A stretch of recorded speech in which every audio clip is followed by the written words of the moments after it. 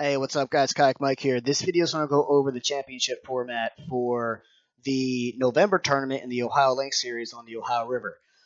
First, I would just want to emphasize to everybody we are not changing any formats. There's technically not a format that exists. Very, very long story short, this series didn't exist until after the Rocky Fork event. I wasn't even hosting this series originally. So I just don't want anyone watching this video and saying, "Oh, Kayak Mike changed up the format with 3 events to go." That's not the case. Honestly, a format doesn't actually exist. But one of two things are going to happen. Either we're going to mix it up and it's going to be a lot of fun, or it's just going to be straight up traditional. We're going to leave everything as is. Top 3 point finishers. They're going to win because it's $500 right now. The point race is $500. I believe it's 300 to first, 125 to second, 75 to third. I believe that's the case. Don't quote me. It's out on the online catfishing tournaments Facebook page. You can go find it there. But right now, if what I propose doesn't go through, that is what's going to happen. That's how the point race is going to end up being. But I think we have an opportunity here to have a lot of fun because the anglers that I believe are going to be the top 5 at the end of the year, I believe we're going to be able to figure something out and make this a lot of fun. So, this last tournament right here, October 5th on the Scioto River, I'm going to take the top 5 anglers in the point race, which you can see right here. Currently, we still have Griggs this weekend. We have Hoover in September. We have Scioto in October. The top 5 anglers after Scioto, the October 5th tournament. Right now, hypothetically, it would be John, Brandon, myself, Matt Stewart, and Austin Harding.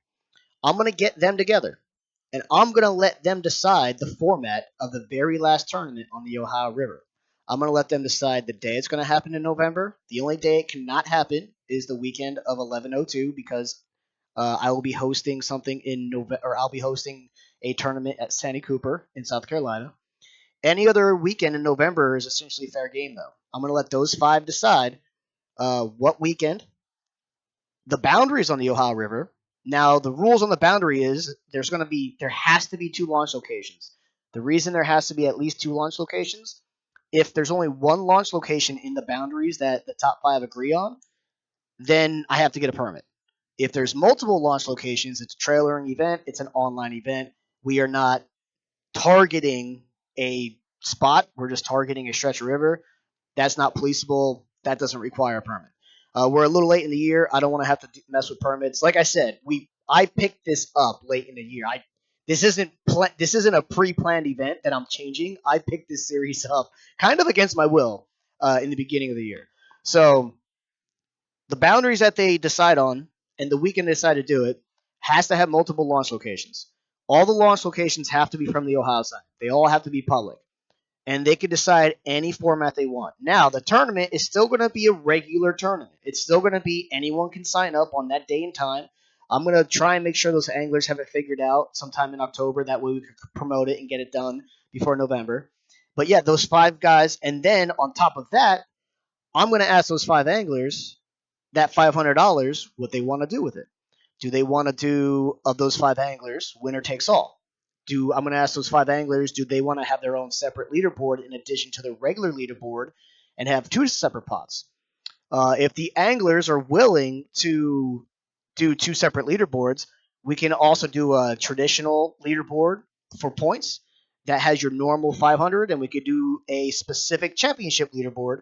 That way we can have a series champion at the championship tournament, and we can also have a tournament champion, and we can have a season point winning champion.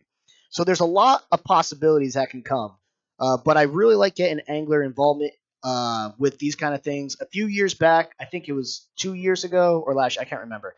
But for our championship series, we let each pair of anglers decide their format, and it worked out fantastic. It was great. So I think this will be really neat. I think we can also do this live.